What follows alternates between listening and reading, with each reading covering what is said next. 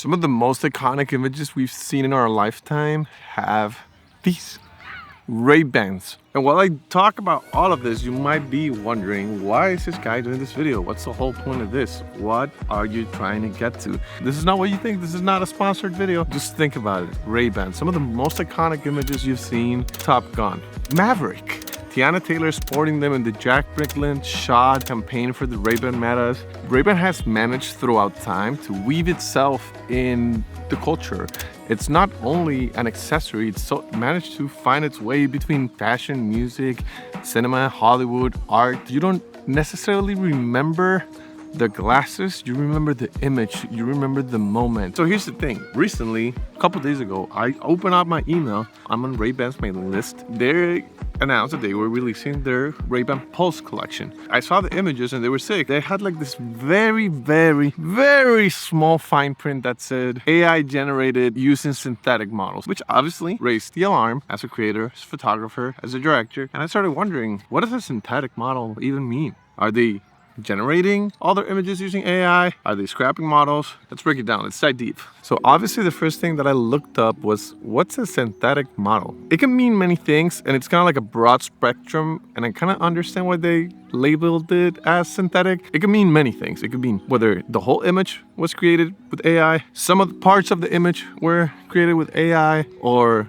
that the model doesn't even exist. Broad spectrum. But it probably means that there's no shoot, no casting, no person, no studio rented, no cameras, just computer, a prompt, and an AI artist. But I think what's interesting about this, and the main reason I'm doing this video, is because this is not an isolated thing. I already made a video about this with the J. Crew and Vans collab. You can click the link here to watch it. There's multiple brands doing this. We saw Levi's trying to experiment with AI models. We saw H&M calling it AI twins or something like that. And I'm sure there's multiple more doing it. This is not just the ones I mentioned. But I think what's important about this is that this marks a shift. This is not just an isolated moment. This marks a shift in the way people are going about their business, going about creating their images, and going about creating their assets. Because I think this is the most important thing.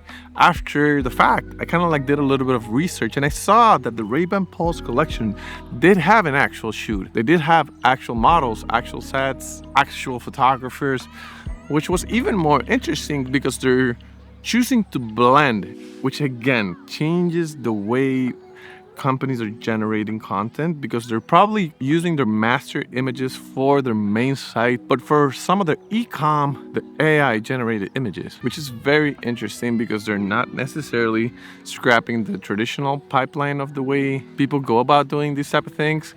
They're just kind of adding an extra step to add even more images. I don't know.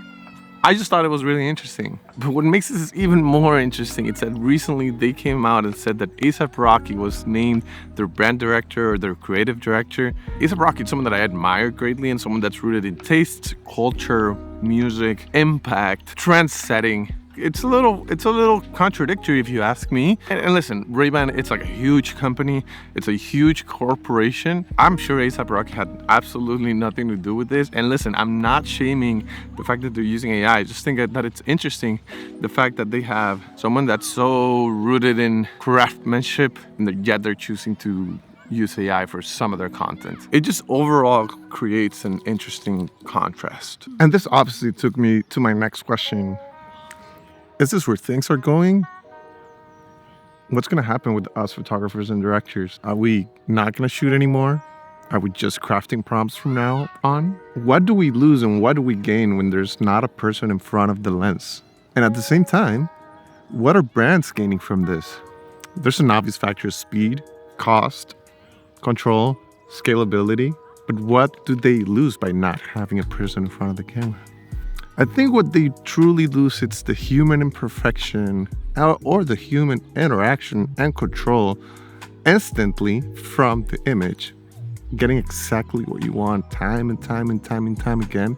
On-set energy, the idea of shooting something, the idea of creating something, I think it's also something that's not going to be able to be replicated. But most importantly, taste. And AI can replicate an image, but it can't create taste. It can't create the ability to curate something. Because I've talked about this a lot with my musician friends. What's going to happen now is that being real, it's gonna become your differentiator. Your voice, your process, your presence, those are the type of things that are gonna make you stand out versus the rest. And I think this is as good a time as ever to post BTS, record everything, make sure you have a copy of everything you do, because that's what's gonna differentiate you from the rest. Because just think about this. This should be your biggest takeaway from this video. If everything starts to look perfect, the human aspect, the imperfection becomes the most valuable thing. The scarcity creates value. And in truth, I'm not necessarily shaming Ray-Ban for this. I'm not looking at this necessarily as a negative. I think it's just interesting. It's interesting to point out how we are creating nowadays, how companies are creating nowadays, people who give you your jobs are creating nowadays, because adaptability is the greatest attribute the human has. And I think we're probably gonna have to adapt, and I feel like clients are also gonna have to adapt to the way we create and we go about things. And I've always said this, I think AI, it's a tool, and the faster we learn how to regulate and use that tool to our advantage, the better off we're gonna be. So yeah, guys, to end things off, I just want to leave you with something to think about. Are we changing culture, or are we just changing the way that it's made?